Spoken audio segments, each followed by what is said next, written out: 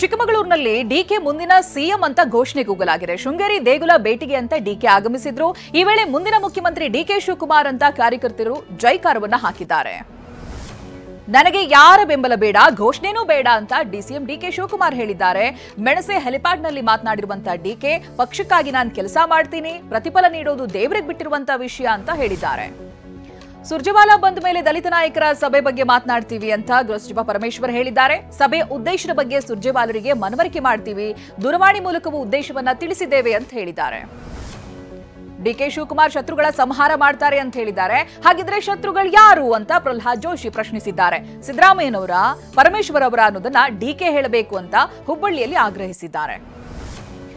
ಕಾಂಗ್ರೆಸ್ನಲ್ಲಿ ಸರಣಿ ಸಭೆಗಳು ನಡೀತಾ ಇದೆ ಅಂತ ಬಿಜೆಪಿ ರಾಜ್ಯಾಧ್ಯಕ್ಷ ವಿಜೇಂದ್ರ ವ್ಯಂಗ್ಯವಾಡಿದ್ದಾರೆ. ಡಿಸಿಎಂ ಸಿಎಂ ಮಧ್ಯೆ ಹೈಕಮಾಂಡ್ ಮಟ್ಟದಲ್ಲಿ ಅಧಿಕಾರ ಸೂತ್ರ ಆಗಿದೆ. ಡಿಕೆ ಹೊರದೇಶಕ್ಕೆ ಹೋದಾಗ ಡಿನ್ನರ್ ಸಭೆಗಳು ನಡೆಯುತ್ತವೆ ಅಂತ ಹೇಳಿದ್ದಾರೆ.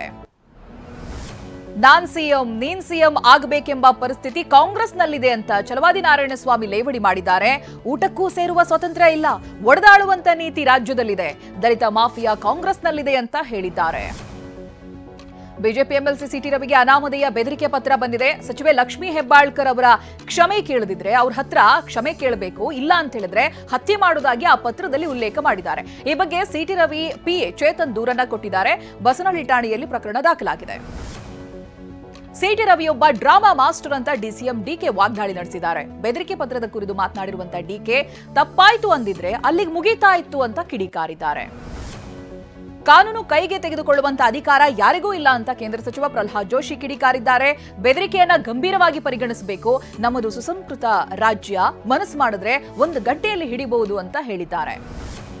ಸಿಟಿ ರವಿಗೆ ಅಕಸ್ಮಾತ್ ಏನಾದ್ರೂ ಆದ್ರೆ ಸಿದ್ದರಾಮಯ್ಯ ಕಾರಣ ಅಂತ ಬಿಜೆಪಿ ಸಂಸದ ಜಗದೀಶ್ ಶೆಟ್ಟರ್ ಹೇಳಿದ್ದಾರೆ. ಹುಬ್ಬಳ್ಳಿಯಲ್ಲಿ ಮಾತನಾಡಿದ ಶೆಟ್ಟರ್, ಹಿಂದುತ್ವದ ಬಗ್ಗೆ ಮಾತನಾಡುವವರನ್ನ ಟಾರ್ಗೆಟ್ ಮಾಡಲಾಗ್ತಾ ಇದೆ, ಅದರಲ್ಲೂ ಪ್ರಮುಖವಾಗಿ ಸಿಟಿ ರವಿ ಅವರನ್ನ ಟಾರ್ಗೆಟ್ ಮಾಡಲಾಗಿದೆ ಅಂತ ಹೇಳಿದ್ದಾರೆ. ಯಾರೇ ಪತ್ರ ಬರೆದಿದ್ರು ಅವರನ್ನ ಜೈಲಿಗೆ ಹಾಕಬೇಕು ಅಂತ ಜೆಡಿಎಸ್ ಶಾಸಕ ಜಿಟಿ ದೇವೇಗೌಡ ಆಗ್ರಹಿಸಿದ್ದಾರೆ. ಮೈಸೂರಿನಲ್ಲಿ ಬೆದರಿಕೆ ಪತ್ರದ ಬಗ್ಗೆ ಮಾತನಾಡಿರುವಂತಹ ಜಿಟಿಡಿ, ಪತ್ರ ಬರೆದಿದ್ದು ಯಾರು ಅನ್ನೋದು ತನಿಖೆ ಆಗಬೇಕು, ಜನಪ್ರತಿನಿಧಿಗಳಿಗೆ ತಾಳ್ಮೆ ಇರಬೇಕು ಅಂತ ಹೇಳಿದ್ದಾರೆ. ಸ್ನೇಹಮಯಿ ಕೃಷ್ಣ ಕೊಟ್ಟ ದೂರಿನ ಬಗ್ಗೆ ಜೆಡಿಎಸ್ ಶಾಸಕ ಜಿಟಿ ದೇವೇಗೌಡ ಪ್ರತಿಕ್ರಿಯೆ ಕೊಟ್ಟಿದ್ದಾರೆ. ಎಲ್ಲವೂ ತನಿಖೆಯಿಂದ ಹೊರಬರಲಿ, ಮಗಳು ಅಳಿಯ ನಿವೇಶನ ತೆಗೆದುಕೊಂಡಿದ್ದು ಗೊತ್ತಿಲ್ಲ, ಸ್ನೇಹಮಯಿ ನಮ್ಮ ಹುಡುಗ, ಅವನು ಒಳ್ಳೆದಾಗ್ಲಿ ಅಂತ ಹೇಳಿದ್ದಾರೆ. ನಕ್ಸಲರು ಕಾಡಿನಲ್ಲಿ ಬಿಟ್ಟು ಬಂದಿದ್ದಂತಹ ವೆಪನ್ಸ್ಗಳು ಪತ್ತೆಯಾಗಿದೆ. ಚಿಕ್ಕಮಗಳೂರಿನ ಕಾಡಿನಲ್ಲಿ AK-56, 306 ಶಸ್ತ್ರಾಸ್ತ್ರ ಹಾಗೆ 176 ಗುಂಡುಗಳು ಸಿಕ್ಕಿರುವುದಾಗಿ ಎಸ್ಪಿ ವಿಕ್ರಮ್ ಆಮ್ಟೆ ಹೇಳಿದ್ದಾರೆ. ಕೊಪ್ಪ ಇನ್ಸ್ಪೆಕ್ಟರ್ ನೇತೃತ್ವದಲ್ಲಿ ತನಿಖೆ ನಡೆಸಲಾಗುತ್ತಿದೆ ಅಂತ ಹೇಳಿದ್ದಾರೆ.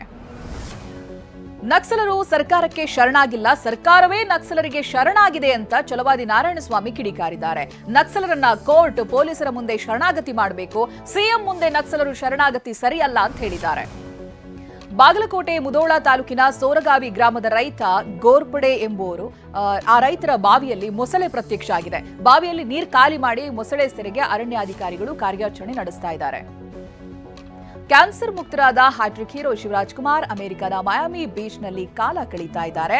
ಸದ್ಯ ಆಸ್ಪತ್ರೆಯಿಂದ ಡಿಸ್ಚಾರ್ಜ್ ಆಗಿರುವಂತಹ ಶಿವಣ್ಣ ಬೀಚ್ನಲ್ಲಿ ಸುತ್ತಾಡ್ತಾ ಇರುವಂತಹ ಫೋಟೋಗಳನ್ನ ಪತ್ನಿ ಗೀತಾ ಶಿವರಾಜ್ ಕುಮಾರ್ ಸಾಮಾಜಿಕ ಜಾಲತಾಣದಲ್ಲಿ ಹಂಚಿಕೊಂಡಿದ್ದಾರೆ.